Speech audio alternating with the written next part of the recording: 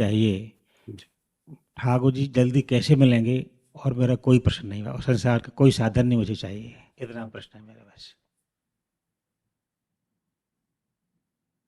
पहली बात तो इसका उत्तर मौन ही है कि न जाने कौन से गुण पर दया निधि रीझ जाते हैं।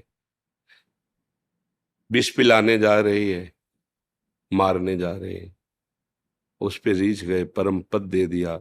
जो मैया यशोदा को दिया वो पूतना को दे दिया। पहली बात तो ये है कि वो किस गुण पर कैसे रीझ जाते हैं, इसका तो कोई उत्तर नहीं है। दूसरी बात ये है कि हमारे जो आचार्यों ने, महापुरुषों ने उनकी प्राप्ति का उपाय बताया है। प्राप्त तो उनकी कृपा से होता है। वो अपनी करुणा से अधम जीव को तत्काल तत्काल भगवत स्वरूप में स्थित कर दे। कब करुणा कर दे इस पर नहीं, पर जो आचार्यों ने उपाय बताया है वो ये बताया है, शांति, शांति, अव्यर्थ कालत्वम, विरक्तिर, मान शून्यता, आशा बंधा, समुत्कंठा, नाम गाने सदा रुचि, आसक्तिस्तद गुणाख्याने, प्रीतिस्तद वसति स्थले, इत्यादि अनुभावास। अगर ऐसे हम भाव को धारण करें तो बहुत जल्दी अनुराग प्रकट हो जाए, और अनुराग से ही भगवान मिलते हैं। भगवान शंकर ने कहा, ते समाज गिरजा में रहूं, अवसर पाए वचने कहूं, हरि व्यापक सर्वत्र समाना, और प्रेम ते प्रगट होई मैं। भगवान के प्रादुर्भाव का हेतु प्रेम बता रहे हैं, और प्रेम इस लक्षणों से प्राप्त होता है। शांति, शांति कहते हैं जैसे कोई भी आपके सामने द्वंद आवे, मान आया तो फूलन नहीं होनी चाहिए, अपमान हुआ तो शोक नहीं आना चाहिए। कोई भी द्वंद आपको विचलित ना कर पाए उसे शांति कहते हैं। और शांति शब्द और थोड़ा महान हो जाता है कि आपका जो अपमान अमंगल कर रहा है उसका भी मंगल विधान आप सोच रहे हैं। भगवान इसको सद्बुद्धि दे, भगवान इनको मंगल दे। करत जे अनशहन निंदक तीनों पे अनुग्रह करे। जो आपके यश को, आपकी कीर्ति को नहीं सह पा रहे हैं, आपकी निंदा कर रहे हैं, आपको नीचा दिखाना चाहते हैं, उनका भी आपके हृदय से मंगल भावना हो, इसे कहते शांति। और अव्यर्थ कालत्वम, एक क्षण भी भगवत विस्मरण नहीं होना चाहिए अगर भगवत प्राप्ति करनी है। कबहू काल वृथा नहीं जाए, संतत सकल सुनो चित लाए, श्री हरिवंश प्रताप जस। एक क्षण तद विस्मरणेन परम व्याकुलते थी, रही न सकत पल पलकन अंतर, जैसे जलते मीन। रही न सकत पल पलकन अंतर, जैसे तद स्मरणेन परम व्याकुलते थी। इसलिए अव्यर्थ कालत्वम, एक क्षण भी आपका जिनकी प्राप्ति करना चाहते हैं उनके चिंतन से व्यर्थ न जाने पावे। हर क्षण इतना कीमती स्मरण तुम्हारे हृदय में बन जाए कि त्रिभुवन की राजलक्ष्मी देने पर भी जो आधे पल को प्रभु का विस्मरण नहीं करता वही मां भागवत कहा जाता है। तो अव्यर्थ कालत्वम। और फिर तीसरा विरक्ति, कहीं कोई लगाव न रह जाना, कहीं राग न रह जाना।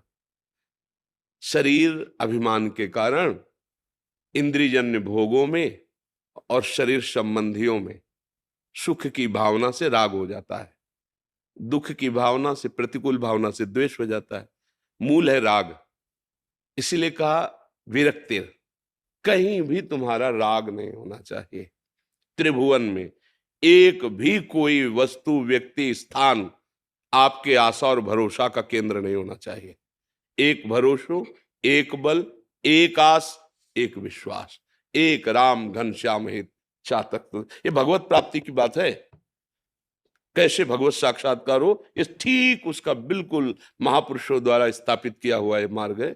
शांति, अत्यंत सहनशील, दूसरों का मंगल बनाने वाला। अव्यर्थ कालत्वम, एक क्षण भी भगवत विस्मरण ना होने पावे। विरक्तिर, कहीं भी किसी से कोई आशा भरोसा नहीं, एकमात्र अपने आराध्य देव से। भगवान का दास किसी अन्य से आस कर ही नहीं सकता। अब यहां और कोई आशा ही नहीं, केवल आपसे मिलने की आशा है। मान शून्यता, जब आप ये तीन धारण करेंगे तो आपको मान मिलना प्रारंभ हो जाएगा। और अगर मान स्वीकार करते हैं तो देहाभिमान फिर पुष्ट हो जाता है। भगवत प्राप्ति में बाधा पड़ जाएगी।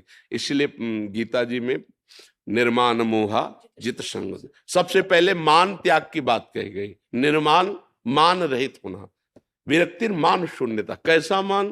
भगवान के स्वरूप है महाप्रभु चैतन्य देव कह रहे हैं, तृणादपि सुनीचेन तरोरि सहिष्णुना अमानिना मान देन, दूसरों को मान दे स्वयं अमानी। गोस्वामी जी कह रहे सबहि मान प्रद आप अमानी। विरक्तिर मान शून्यता, आशा बंधा, दृढ़ आशा लग जाए कि मुझे इसी जन्म में बहुत जल्दी भगवत साक्षात्कार होगा, ये आशा किसी के भी कहने से न तोड़े। तुमको कहां भगवत सारे बड़ा, बिल्कुल नहीं, आशा बंधा, निश्चित भगवान मुझे मिलेंगे, ये आशा दृढ़ कर ले। जो समुत्कंठा नाम गाने सदा रुचि, उत्साह पूर्वक, जैसे कोई गरीब आदमी धन कमाता है ओवर टाइम भी, उसको उत्साह रहता है 12 घंटा तो कर लिया है और 2 घंटे कर लेते, इतना मिल जाएगा। ऐसे उत्साह, ऐसा लोभ नाम जप में कि निरंतरता नाम, समुत्कंठा नाम गाने सदा रुचि, रुचि के साथ निरंतर नाम जपना। आसक्ति तद गुणाख्याने, अपने आराध्य देव की चर्चा करने का नशा हो जाए, आसक्ति हो जाए, जहां उनकी बात शुरू हो, सुनने और गाने में ऐसा लगे जैसे अमृत पान कर रहे हैं। तो कथा अमृतम, आपकी कथा अमृत में, जो भगवान ने भी कहा है, बोधयंता परस्परम कथयंति च, हाँ तुष्यंति च रमन्ति, मेरे में ही रमण करे, मेरे में मेरी वार्ता परस्पर करे। आसक्तिस तद गुणाख्याने, और अगला प्रीतिस तदवस्ति स्थले, जिनका हम आराधन करते हैं उनके लीला क्षेत्रों में हमारी प्रीति होनी चाहिए। हम श्री कृष्ण उपासक, तो फिर ब्रज 84 कोश हमारा जीवन बन जाना चाहिए। रहे कहीं भी, लेकिन घर जहाँ होता है उसकी याद आती है ना। जैसे भारतवासी विदेश में रह जाके, तो ये बात तो उसको रहेगा ना कि मैं भारतवासी हूं, मैं अमुक प्रदेश का हूं। तो अपने आराध्य देव की लीला स्थितियों में जहां जहां भगवान जो जो लीला किया है, वह हमारी आसक्ति हो जानी चाहिए। वहां हम हो सके तो पूरा जीवन व्यतीत करने की ठान ले, और ना हो तो आसक्ति तो हो ही जाए, ब्रज का नाम सुनते ही रोमांच हो जाए, मेरे प्यारे की लीला भूमि है।